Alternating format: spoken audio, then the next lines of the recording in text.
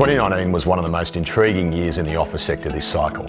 Nationally, it was dominated by fewer trades, larger lot sizes and declining bond rates, and a lower cost of both equity and debt.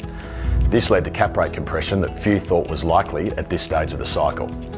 Let's take a look now at each of the major markets before we provide our predictions on the year ahead.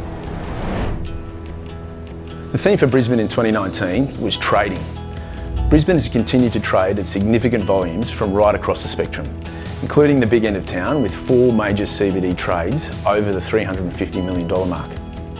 These trades have represented relative value for investors and provided the opportunity to deploy a larger mix of capital.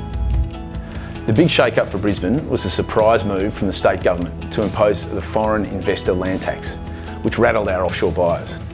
So despite having one of the highest trading years on record, offshore participation was significantly down on 2018 levels. The theme for Sydney was bigger is better. Landmark transactions dominated, however there were fewer deals with insatiable appetite leading buyers to seek out opportunities in non-traditional markets. A great example of a city transaction was Liberty Place, which established a new benchmark for the CBD at that time with an initial yield of 4% and $27,500 a square metre.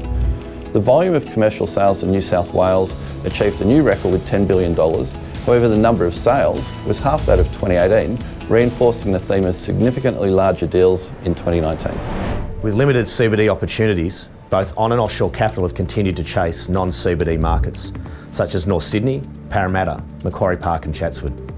This was evidenced by some of the largest deals transacting in these markets throughout 2019, with the sale of Zenith for $438 million in Chatswood being a record for the year.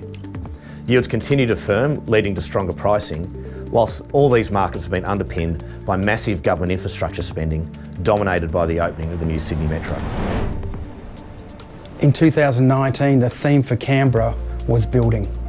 Whilst volumes haven't reached their expected levels, the market has been dampened due to the federal election and a number of new major lease negotiations dragging out. Interest in the market, however, continues to build with many new entrants.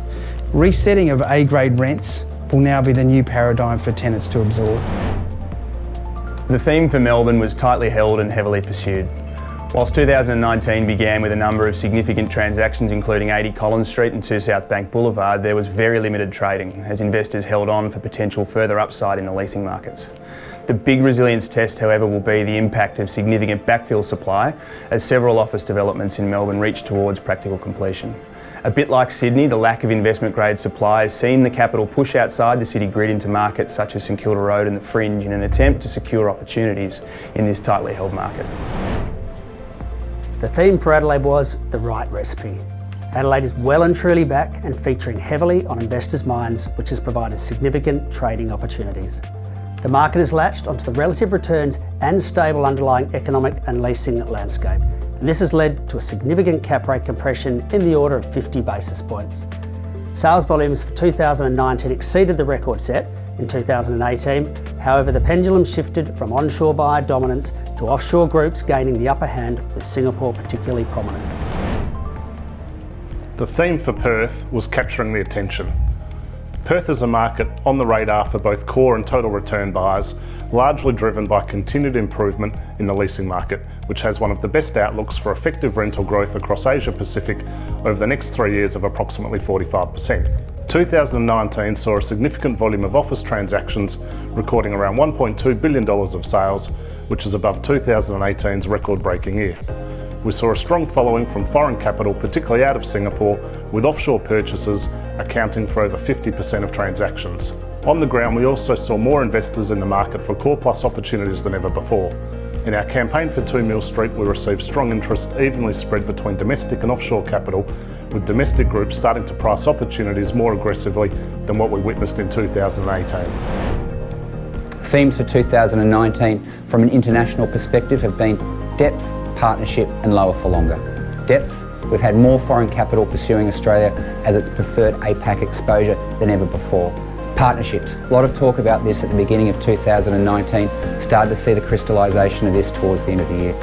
As competition increases and the capital's had to move into new markets and strategies, we're now seeing partnerships form around these assets and mandates as a way of getting both product and being able to underwrite competitively. Expect a lot more of this to feature into 2020. we're starting to see interest rates go below 1%. This has made our spreads highly attractive for global investors, but it's also reduced hedging costs for European capital, reinvigorating them and seeing them re-enter the market. And for our US dollar denominated funds, they're starting to get a tailwind for the first time in 15 years. Mainland Chinese groups have continued to be active, particularly in Sydney, while the Hong Kong capital increased activity due to current unrest. So do we pick up where we left off in December 2019? The answer for the most part is yes. Here is our best guess at how we see 2020 panning out. A limited amount of further cap rate compression nationally, but particularly for core stabilised product. We believe we will come to see Sydney break 4%, Melbourne 4.5%, and Brisbane 5%. Canberra and Perth to see the largest compression. We expect abundant liquidity with capital to again far outweigh stock, but the improved pricing may be enough to entice more selling than we saw in 2019, particularly for the profit takers. The occupier markets to perform below expectation on account of a volatile domestic and regional economy and slower take-up from co-working. Foreign capital to claw back some of the lost ground to domestics on the buy side, particularly from the Europeans, who we expect will be very competitive on account of a lower hedging costs. So to all our valued clients, we look forward to working with you again even more closely in 2020 as we navigate another year which is likely to present some more challenges and require some strategic thinking to unlock opportunities. On behalf of the entire CBRE Capital Markets Office team, we look forward to working with you in 2020.